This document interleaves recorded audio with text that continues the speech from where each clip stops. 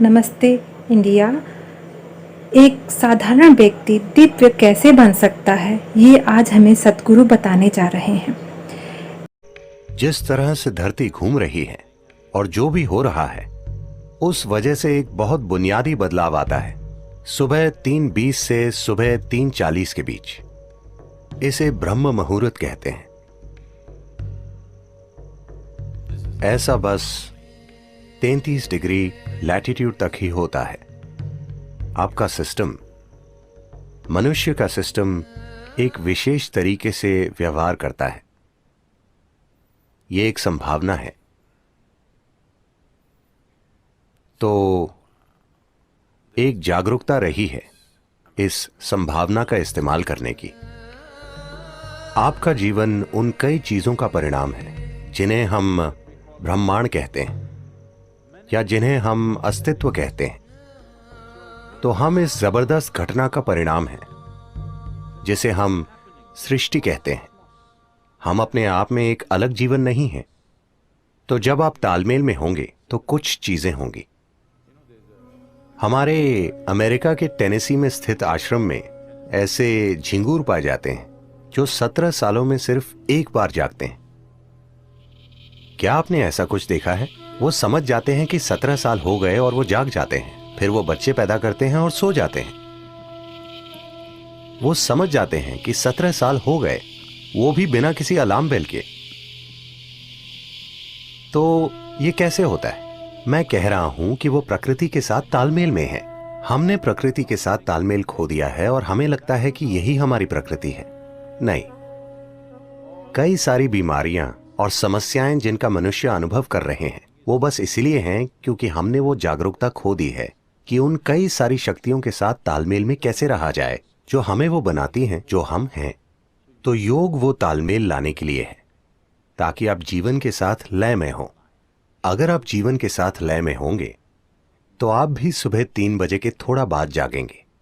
अगर आप जागरूक हैं तो अचानक आपके अंदर जीवंतता की एक किरण जागेगी, और अगर आप गहरी नींद में भी हों तो भी जाग जाएंगे।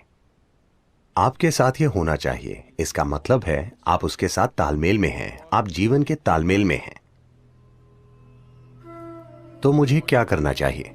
क्या मुझे ध्यान करना चाहिए या क्रिया? इससे फर्क नहीं पड़ता कि आप क्या करते हैं। आपको वो प्रक्रिया करनी चाहिए जिसकी आपको दीक्षा दी गई है,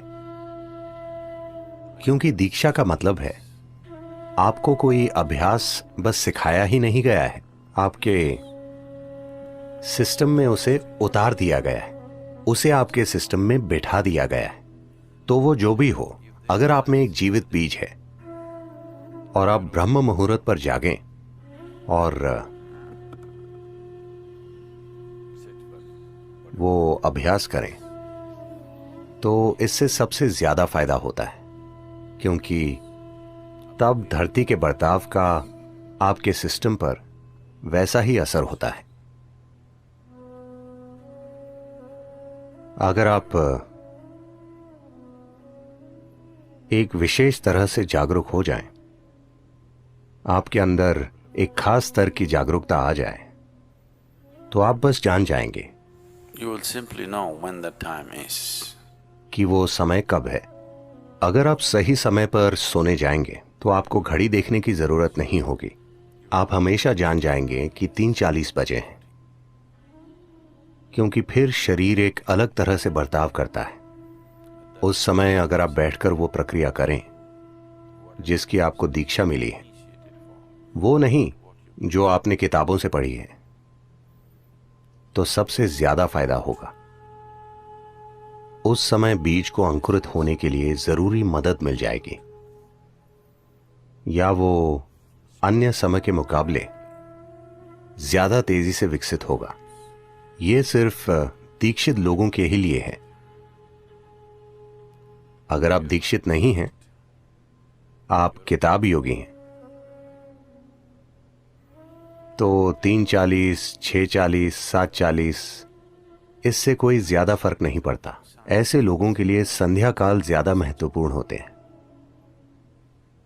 संध्या मतलब सूरज के उगने से 20 मिनट पहले से 20 मिनट बाद तक। या सूरज डूबने से 20 मिनट पहले से 20 मिनट बाद तक। दोपहर और आधी रात के लिए भी यही सच है, लेकिन उनकी प्रकृति अलग है। तो ये 2 संध्याएं उनके लिए बेहतर हैं जो दीक्षित नहीं है। 3:40 उनके लिए अच्छा है जिन्हें शक्तिशाली दीक्षा मिली है। सतगुरु को सुनकर आपको अच्छा लगा हो तो लाइक, सब्सक्राइब एंड शेयर जरूर करिए।